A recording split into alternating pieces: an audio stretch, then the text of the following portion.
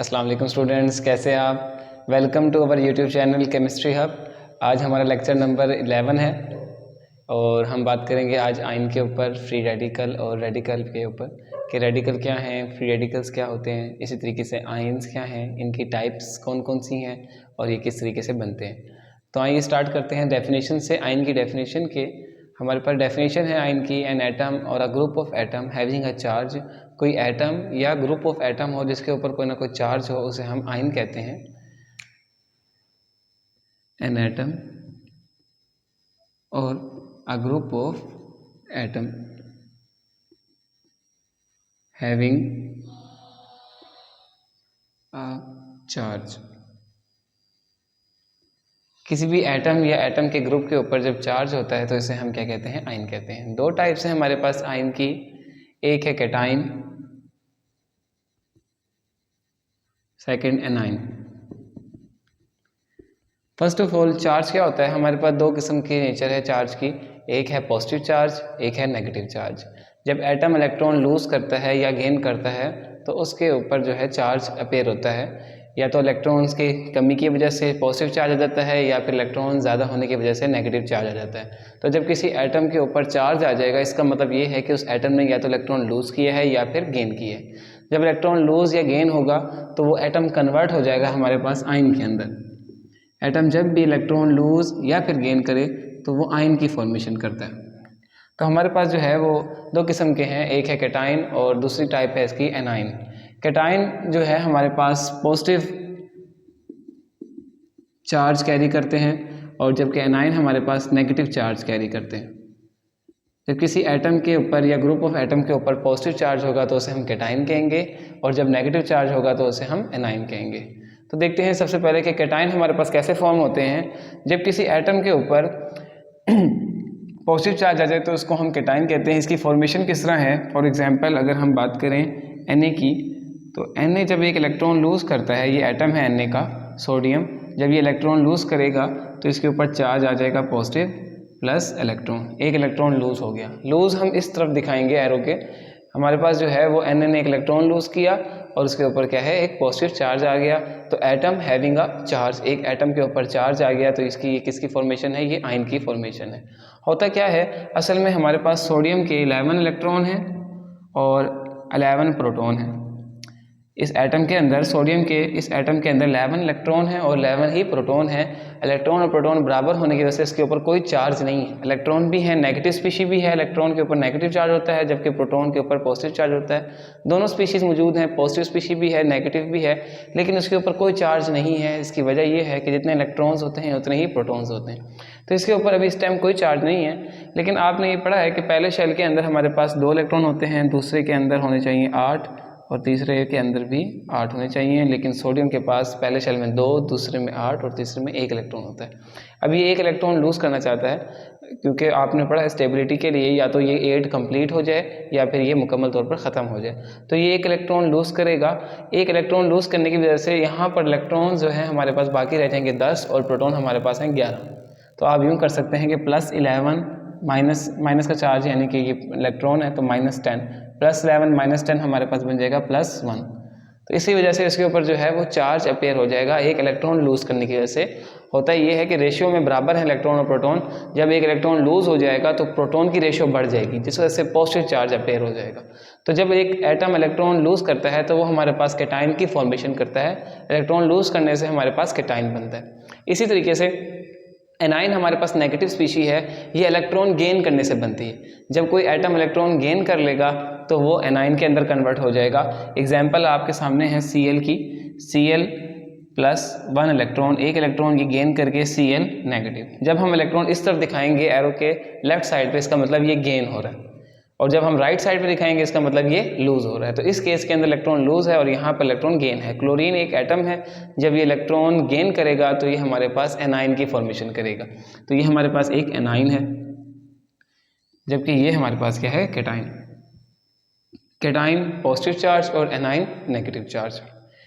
N से याद रखिएगा, N means negative, N anion, anion के ऊपर नेगेटिव जबकि कैटाइन के ऊपर पॉजिटिव। ये एनाइन और कैटाइन बनने की वजह यह है कि स्टेबिलिटी, एटम स्टेबल होना चाहते हैं। एटम अपने इलेक्ट्रॉन्स जो है वो कंप्लीट करना चाहता है ऑक्टेट रूल के मुताबिक, ऑक्टेट के मुताबिक जो है वो इलेक्ट्रॉन्स को फिल करेगा। अगर इलेक्ट्रॉन्स कम हैं तो वो इलेक्ट्रॉन गेन करेगा, या तो अगर वो इस तरह केस है कि इलेक्ट्रॉन हमारे पास 8 से कम आ रहे हैं, सपोज करें 1 2 3 आ रहे हैं, तो वो इलेक्ट्रॉन कोशिश करेगा लूज़ करेगा। पहले भी इस पर हमने बात की थी। और जब इलेक्ट्रॉन ज़्यादा होंगे 5 6 या 7 होंगे तो वो गेन करने की कोशिश करेगा। अगर एग्जांपल देखें हम क्लोरीन की, तो इसके अंदर हमारे पास 17 इलेक्ट्रॉन हैं, पहले शेल के अंदर 2 हैं, एल में हमारे पास 8 हैं, एम में 7 हैं। टोटल हमारे पास एल में 8, के में 2, तो हमारे पास 10 हो गए, और एम के हम 7 ऐड करेंगे तो ये हमारे पास 17 बन जाएंगे। अब इसको एक इलेक्ट्रॉन जो है यहाँ पर कम है ऑक्टेट कंप्लीट करने के लिए, तो ये एक इलेक्ट्रॉन गेन करेगा, इस वजह से ये हमारे पास एनाइन की फॉर्मेशन करेगा ऑक्टेट कंप्लीट करने के लिए। ऑक्टेट मींस 8 का कानून है, और 8 का इलेक्ट्रॉन्स का रूल है कि 8 इलेक्ट्रॉन जो है वो कंप्लीट होने चाहिए। तो इसमें एम में 7 इलेक्ट्रॉन्स हैं, एक इलेक्ट्रॉन ये गेन करने के बाद इसके टोटल 8 हो जाएंगे, तो इस तरीके से ये अपने आप को स्टेबल कर लेगा। तो कैटाइन और एनाइन जो है वो स्टेबिलिटी के लिए ही बनते हैं। जब एटम इलेक्ट्रॉन लूज़ कर रहा है या गेन कर रहा है तो इसके पीछे रीज़न यही है कि वो स्टेबल होना चाहता है, या तो वो लूज़ करके स्टेबल होते हैं या वो इलेक्ट्रॉन गेन करके स्टेबल होते हैं। तो 2 किस्म के हमारे पास स्पीशीज़ आती हैं, या तो कैटाइन या फिर एनाइन। नेक्स्ट हम मूव करते हैं मॉलिक्यूलर आयन के ऊपर। जिस तरह आपने डेफिनेशन में पढ़ा कि आयन की डेफिनेशन क्या थी, एन एटम और अ ग्रुप ऑफ एटम, या एटम हो या ग्रुप ऑफ एटम हो। तो हमने एटम के तो पढ़ लिया कि एटम की आपके पास एग्जांपल्स भी हैं, कैटाइन और एनाइन। अब हम ग्रुप ऑफ एटम जिसे हम मॉलिक्यूलर आयन कहते हैं उसकी बात करते हैं।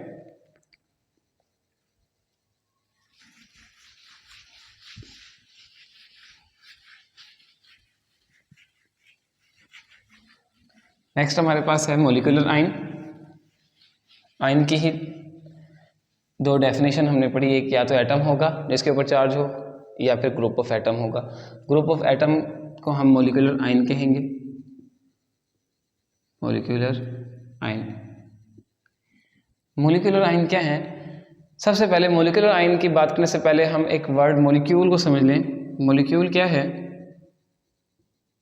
किसी भी कोवलेंट कंपाउंड का रिप्रेजेंटिंग यूनिट जो होता है वो हमारे पास मॉलिक्यूल होता है। कंपाउंड के अंदर मॉलिक्यूल्स ही होते हैं, मॉलिक्यूल्स जो है वो कंपाउंड को रिप्रेजेंट कर रहे होते हैं। एग्जाम्पल के तौर पर अगर हम वाटर की बात करें तो वाटर का मॉलिक्यूल H2O, 2 हाइड्रोजन और 1 ऑक्सीजन के एटम, ग्रुप ऑफ एटम से ये मिलकर बना हुआ है। तो मॉलिक्यूल जो है जब हमारे पास इलेक्ट्रॉन लूज करेगा या गेन करेगा तो वो कन्वर्ट हो जाएगा मॉलिक्यूलर आयन में। जब कोई मॉलिक्यूल इलेक्ट्रॉन गेन करता है, जिस तरह एटम इलेक्ट्रॉन गेन लूज करते हैं, इसी तरीके से अगर मॉलिक्यूल इलेक्ट्रॉन गेन लूज करता है तो वो हमारे पास कन्वर्ट हो जाएगा मॉलिक्यूलर आयन के अंदर। इसकी भी 2 टाइप्स हैं हमारे पास मॉलिक्यूलर आयन की, एक होगी cationic, second anionic. Same procedure है, अगर तो मॉलिक्यूल इलेक्ट्रॉन लूज कर रहा है तो वो कैटाइनिक मॉलिक्यूलर आयन बन जाएगा, और अगर वो इलेक्ट्रॉन गेन कर रहा है तो वो एनाइनिक मॉलिक्यूलर आयन बन जाएगा। ये बात हम जानते हैं कि मॉलिक्यूल हमारे पास स्टेबल यूनिट होता है, इसे इलेक्ट्रॉन गेन लूज करने की ज़रूरत नहीं होती। तो क्या वजह है कि ये हमारे पास मॉलिक्यूलर आयन में कन्वर्ट हो जाता है? जब हम इसके ऊपर high beam of electron bombard करते हैं, एनर्जी जब इसको देते हैं मॉलिक्यूल को, तब ये जाकर ये केस आता है कि वो मॉलिक्यूलर आयन में कन्वर्ट हो सकता है। नॉर्मल केसेस में हमारे पास मॉलिक्यूलर आयंस नहीं एग्जिस्ट करते। ये जब हाई एनर्जी बीम या बीम ऑफ इलेक्ट्रॉन जो है हम इसके ऊपर बम्बार्ड करें, एक्सरे बम्बार्ड करें किसी भी मॉलिक्यूल के ऊपर, तब होता है या तो वो कैटाइनिक बन जाता है या एनाइनिक। कैटाइनिक मॉलिक्यूलर आयन के बनने के चांसेस ज़्यादा होते हैं क्योंकि एनर्जी की वजह से रिपल्शन इलेक्ट्रॉन की बढ़ जाती है, जिस वजह से इलेक्ट्रॉन लूज हो जाते हैं मोस्टली केसेस में। तो कैटाइनिक मॉलिक्यूलर आयन हमारे पास ज़्यादा हैं। पॉजिटिव चार्ज वाले जो होंगे वो कैटाइनिक मॉलिक्यूलर आयन होंगे, और जो नेगेटिव वाले होंगे एनाइनिक मॉलिक्यूलर आयन होंगे। एग्जाम्पल के तौर पर CH4 पॉजिटिव, CH4 का मॉलिक्यूल है, इसके ऊपर चार्ज पॉजिटिव है, यानी कि इसने एक इलेक्ट्रॉन लूज कर दिया है। ठीक है, इसी तरीके से हमारे पास एनाइनिक मॉलिक्यूलर आयन की एग्जाम्पल अगर कहें तो H2 नेगेटिव हमारे पास है। ये रेयर चांसेस में होते हैं कि एनाइनिक मॉलिक्यूलर आयन बने। मोस्टली केसेस में जब हम किसी मॉलिक्यूल के ऊपर एनर्जी बम्बार्ड करते हैं तो ज़्यादातर वो कैटाइनिक मॉलिक्यूलर आयन में कन्वर्ट हो जाते हैं।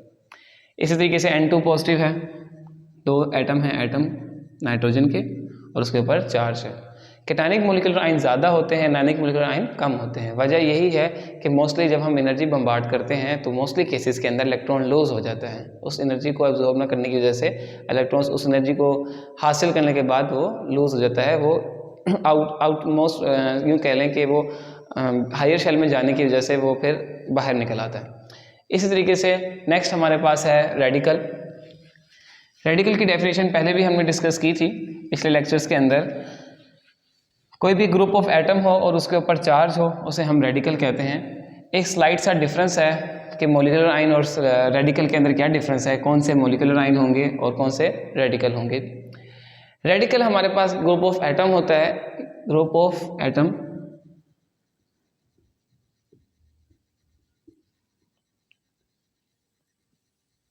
और उसके ऊपर कोई ना कोई चार्ज होगा। Group of atom having a charge, atom with charge.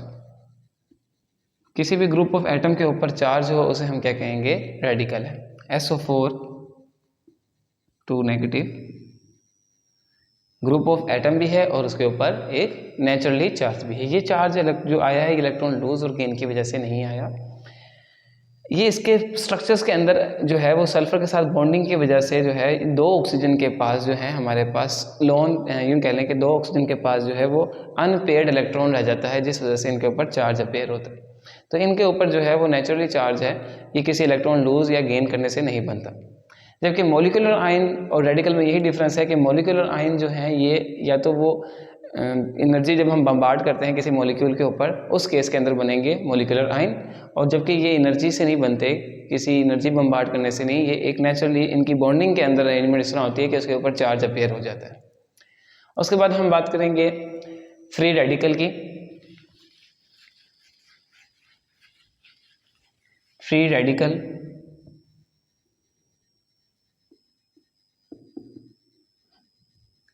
Any species having odd number of electron, कोई स्पीशी जिसके पास जो है वो ओड नंबर ऑफ इलेक्ट्रॉन्स होंगे। ओड मींस जिस तरह हमारे पास दो किस्म के नंबर्स होते हैं, एक होते हैं इवन 2 4 6 8 और एक होते हैं ओड, फॉर एग्जांपल 1 3 5 7। जिसके पास ओड नंबर ऑफ इलेक्ट्रॉन्स होंगे उस स्पीशी को हम क्या कहेंगे कि हमारे पास क्या है, फ्री रेडिकल है। फॉर एग्जांपल क्लोरीन सिंपल है। अब इसके अंदर हम नंबर ऑफ इलेक्ट्रॉन्स की बात करें तो वो हमारे पास 17 है। तो 17 एक और नंबर है, तो इसलिए इसको हम क्या कहेंगे, ये फ्री रेडिकल है। फ्री रेडिकल के ऊपर कोई ना कोई रिप्रेजेंटेशन के लिए एक डॉट लगाया जाता है, जिससे पता लग जाएगा ये फ्री रेडिकल है। इसी तरीके से H के पास एक इलेक्ट्रॉन है हाइड्रोजन के पास, तो इसलिए ये भी एक फ्री रेडिकल। ये किस तरह बनते हैं, ये होमोलिटिक ब्रेकेज से बनते हैं। जब बॉन्ड बराबर से टूटता है, इक्वली टूटता है, इक्वली जब बॉन्ड ब्रेक होगा तो हमारे पास जो स्पीशीज़ हैं वो कन्वर्ट हो जाएंगी फ्री रेडिकल के अंदर। फॉर एग्जांपल अगर Cl सेकंड बॉन्ड Cl के साथ Cl2 के केस है, दो क्लोरीन आपस में कोवलेंट बॉन्ड से अटैच्ड हुए में। अब क्लोरीन के पास भी 17 हैं, दूसरे क्लोरीन के पास भी 17 इलेक्ट्रॉन्स हैं। अब टोटल हमारे पास कितने हो गए, इन्हें आप ऐड करते हैं, ये 34 बन रहे हैं। अब 34 जो है टोटल हम जब काउंट करेंगे तो 34 हैं, तो ये एक इवन नंबर है। अगर ये बॉन्ड हमारे पास टूट जाए, बॉन्ड ब्रेकेज हो जाए, होमोलिटिक ब्रेकेज, तो ये अपना इलेक्ट्रॉन वापसी ले लेगा और ये इस तरीके से अपना इलेक्ट्रॉन। अब इसको जब हम ब्रेक करेंगे ये अलग हो जाएंगे। इसके पास अब 17 है, इसके पास भी 17 है, इसलिए ये कन्वर्ट हो गए हैं फ्री रेडिकल में। जिसके ऊपर जो है हमारे पास ओड नंबर ऑफ इलेक्ट्रॉन्स होंगे उसे हम फ्री रेडिकल कहेंगे, तो इसके पास ओड नंबर ऑफ इलेक्ट्रॉन है। एक और एग्जांपल है हाइड्रोजन की। अब इस हाइड्रोजन के पास भी एक इलेक्ट्रॉन है जिसने यहाँ पर ये शेयर किया हुआ है, इसके पास भी एक इलेक्ट्रॉन है जिसने यहाँ पर शेयर किया हुआ है। तो टोटल इलेक्ट्रॉन्स आप काउंट करें 1 and 2, total number of electrons हमारे पास 2 हैं। तो ये अभी हमारे पास फ्री रेडिकल नहीं है, ये मॉलिक्यूल फॉर्म में है, इसमें बॉन्ड मौजूद है। अब होमोलिटिक ब्रेकेज हो जाए, दरमियान से ये बॉन्ड टूट जाए, इसका ये अपना इलेक्ट्रॉन इसके पास वापसी आ जाएगा और इसका इलेक्ट्रॉन इसके पास वापसी आ जाएगा। तो अब इसके पास हाइड्रोजन के पास एक है, दूसरे हाइड्रोजन के पास भी एक है, दोनों के पास ओड नंबर ऑफ इलेक्ट्रॉन्स मौजूद हैं, तो ये हमारे पास जो है फ्री रेडिकल बन जाएगा। फ्री रेडिकल को रिप्रेजेंट करने के लिए हम डॉट लगाते हैं ऊपर एटम और उसके ऊपर डॉट से रिप्रेजेंट करते हैं किसी भी फ्री रेडिकल को। तो ये हमारे पास होमोलिटिक ब्रेकेज से ही बनते हैं। तो ये आज हमने फ्री रेडिकल आयन और मॉलिक्यूलर आयन को कवर किया है। Thank you for watching. अल्लाह हाफिज़।